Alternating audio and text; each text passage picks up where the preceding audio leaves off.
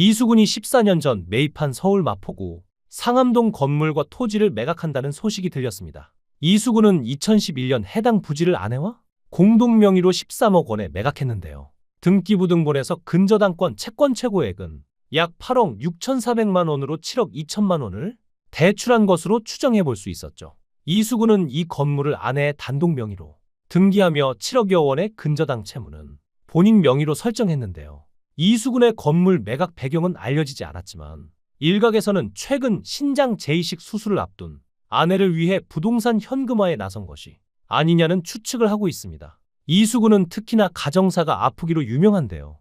2008년 3월 2일에 1986년생인 박지연과 결혼했는데 이수근은 1975년생이지만 2월 10일생이라 음력으로는 1974년 12월생 호랑이띠라 방송에서도 아내와 호랑이띠, 띠동갑 커플이라고 말하고 다녔죠. 아내가 20살 때 갈갈이 삼형제 박준영의 스타일리스트로 학교 실습을 나왔는데 이수근이 첫눈에 반해 6개월간 쫓아다녔다고 하죠. 필리핀 세부에서 이수근이 100만 원 상당의 작은 진주를 입에 물고 키스로 전해줬는데 아내가 깜짝 놀라 진주를 뱉어버리는 바람에 끝내 진주는 찾지 못했다는 일화도 있는데요. 아내와 나이 차이가 많이 나기 때문에 아내가 회사에 찾아오거나 아내와 함께 식사를 하러 나가면 이수근이 젊은 애인과 바람을 피우는 것으로 해하고 쑥덕거리거나 이수근을 질책하는 시민들도 있었을 정도였죠. 이런 사랑 끝에 결혼한 이수근은 아내의 건강 때문에 걱정이 많았는데요. 아내는 둘째의 임신 중 임신 중독증으로 신장이 기능을 못하게 되어 장인에게 이식 수술을 받았고 그 때문에 조산한 둘째는 뇌성마비로 우측 팔과 다리의 장애를 가지게 되었다고 합니다. 또 아내도 이식 수술 이후 2% 정도만 발생한다는 후유증으로 현재 고생 중이며 그 때문에 이수근은 스케줄이 끝나고도 집에 들어가지 못하고 아내의 병상을 지키면서 방송 생활을 했는데요.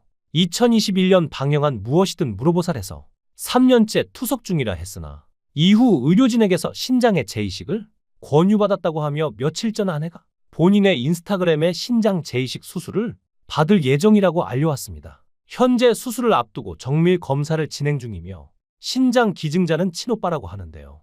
이런 사건 이유 때문에 이수근이 아내를 위해 건물을 내놓은 것이 아니냐는 추측이 나왔던 것입니다. 그런데 오늘 이수근 측에서 해명을 내놨습니다. 건물을 매도하는 이유가 가족의 건강 문제로 인한 치료비 마련과 관련된 것처럼 언급되었으나 이는 사실과 다르다고 한 것인데요. 건물의 매각은 개인적인 투자 판단과 자산 운용 계획에 따른 결정이었지 특정한 개인사나 건강 문제와는 무관하다는 것이죠. 하지만 대중들이 가정사 때문이라고 추측할 수밖에 없었던 이유는 아픈 아들과 아내뿐만이 아니라 이수근 자체가 워낙 기구한 삶을 살아온 안타까운 케이스이기 때문인 것 같은데요. 먼저 어머니에 대한 상처가 있습니다. 어렸을 적에 어머니가 무당이 되어 가족들을 떠난 아픈 과거가 있는데요.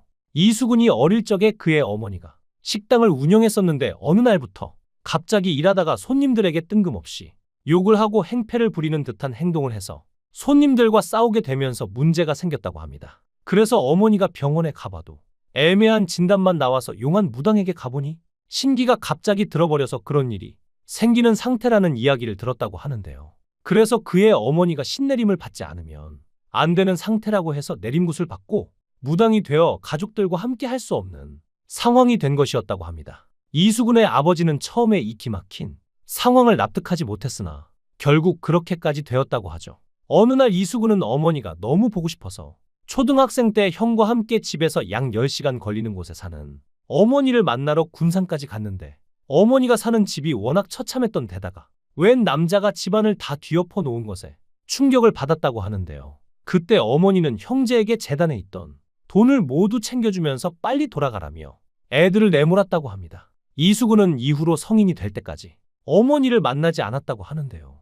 하지만 그 몇 년 뒤 반대로 어머니 쪽에서 만나러 온 적이 있는데 분노한 아버지가 쫓아낸 상황도 벌어졌었죠. 그렇다고 해서 서류상 이혼한 것은 아닌데요. 이제 성인이 됐으니 모자간에 다시 왕래를 하는 걸로 추정할 수 있습니다. 그래서 아는 형님의 마마무가 나와서 귀신 이야기를 풀자 우리 엄마 한번 만나볼래? 라는 얘기도 했죠. 무엇이든 물어보살에선 무속인이 된 지 얼마 지나지 않은 젊은 무속인이 찾아왔을 땐 어렸을 때 엄마 직업에 당당하게 무당이라고 썼다고 하고 단 한 번도 부끄러웠던 적이 없다고 언급하기도 했죠. 하지만 이런 가정환경에도 이수근은 꿋꿋하게 삶을 이어나갔는데요. 특히나 개그맨 시험을 준비할 때 일화는 정말 서글픈 이야기 중 하나입니다. 김병만과의 우정이 유명한데 함께 여의도 KBS가 보이는 옥탑방에서 생활고에 시달려가며 개그맨 공채 시험을 준비했다고 하는데요. 월세를 마련하지 못해 빈병을 줍기도 했을 정도였죠. 마지막으로 보기로 한 7번째 시험에서 둘 다 떨어졌는데 이수근은 결국 생계를 위해 레크레이션 강사를 하러 청소년 수련원으로 들어갈 결심을 하고 전화로 김병만에게 더 이상 못하겠다고 말하자 김병만은 섭섭함과 안타까움이 폭발해 전화기를 든 채로 펑펑 울며 너 길거리에서 만나면 죽여버릴 거야 라고 윽박지르고 절교를 선언했다고 하는데요. 결국 김병만은 1년을 더 준비해 KBS 공채 17기에 합격하는 쾌거를 이뤘죠. 합격 이후 김병만은 이수근이 생각나 곧장 그를 찾아가 꼭 다시 시험을 보라고 권유했고 이수근은 KBS 특채 18기에 합격해서 무대에 설 수 있게 됐던 것입니다. 이때 김병만은 이수근을 설득시키기 위해 그가 근무하고 있던 수련원에 비싼 외제차를 렌트해서 갔다고 하는데요. 그리고 이수근은 잘 알려지지 않았지만 절친 김병만만큼이나 운동신경이 뛰어납니다. 이수근은 군입대 이전에 태권도 선수 생활을 했는데요. 또한 기본 베이스부터 남다른 데다 달리기도 수준급이고 그 밖에 다른 운동들도 대부분 상당히 잘하는 편이라 몸을 쓰는 코너에서 대활약을 자주 펼쳤죠. 축구와 족구도 일반인 레벨에서는 상당한 실력자여서 1박 2일을 포함한 각종 TV 프로그램에서 수준급의 드리블 실력을 선보인 바 있는데요.